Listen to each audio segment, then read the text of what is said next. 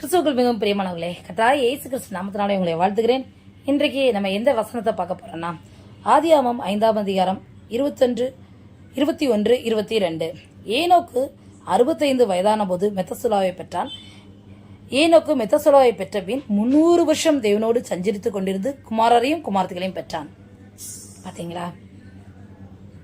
ஏனோக்கு 300 வருஷம் ஆண்டவரோடு சஞ்சரித்துக்கிட்டே இருந்தானா. நம்மளால 1 மணி நேரம் ஜபத்தில் உட்காரதே அப்பா 10 தடவை மணியை பார்த்துருவோம். அப்படித்தான் நம்முடைய ஜபஞ்சீவியே இருக்கிறது. ஏனோக்கு எவ்வளவாய் ஆண்டவரை நேசிச்சிருப்பான் பாருங்க. நீங்க ஆண்டவரை எவ்வளவு நேசிக்கிறீங்கன்னு நேசத்தின் அளவு எதை வச்சு தெரியுமா? நீங்க எவ்வளவு மணி நேரம் ஜெபிக்கீங்களோ அவ்வளவு மணி நேரம் ஆண்டவரை நேசிக்கிறீங்க நீங்க அர்த்தம். அந்த அளவுக்கு ஆண்டவர் மேல நேசம் இருக்குன்னு அர்த்தம். உங்களுடைய அளவுகோல் அவ்வளவுதான். ஏனோக்கால அந்த அளவுக்கு ஆண்டவரை நேசித்து சஞ்சரிக்க முடிஞ்சது. ஏன் நம்மால இருக்க முடியல? ஆண்டவரை நேசிக்க கற்றுக்கொள்ளுங்க. ஆண்டவர் மீது உண்மையான நேசம் பாசம் நமக்கு இருக்குமானால் அதிகமாய் அவருடைய பாதத்தில் அமர்ந்திருப்போம். போகும்போதும் வரும்போதும் நடக்கும்போதும் எசப்பா எசப்பா எசப்பான்னு உங்கள் இருதயம் பேசிக்கிட்டே இருக்கும். உங்க வாய் ஜெபம் பண்ணாட்டாலும் உங்க இருதயம் ஆண்டவரோட எசப்பா எசப்பா எசப்பான்னு அப்படிப்பட்ட அனுபவங்கள் உங்களுக்குள்ள இருக்கிறதா?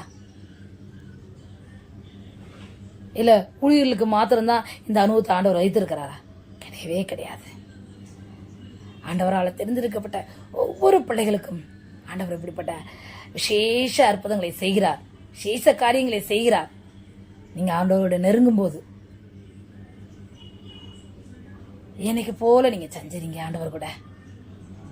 இந்த நாள்ல உங்க ஜெப ஜீவியத்தை நீங்க மாற்றிக்கொள்ளுங்க. ஆண்டவரை நெருங்கி பாருங்க. அது உண்மையிலே ரொம்ப சந்தோஷமா இருக்கும். அது நாள் முழுவதும் ஆசீர்வாதமா இருக்கும். உங்களை பார்க்கிறவர்கள் அதில் தேவனை பார்ப்பாங்க. உங்க வீட்டுல உங்களுக்கு தனி மரியாதை இருக்கும். செபிக்கிற பிள்ளைக்கு என்னைக்குமே ஒரு தனி மரியாதை இருக்கும். அப்படிப்பட்ட கிருபைகள்லாம் ஆண்டவர் உங்களுக்கு தருவார்.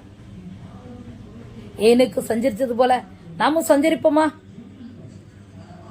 இன்றையிலிருந்து நம்ம ஜெப வாழ்க்கையை மாற்றிக்கொள்வோம். தேவன் நம்மளோடு ஒவ்வொரு நாளும் இடைபடுவார். ஆமென்.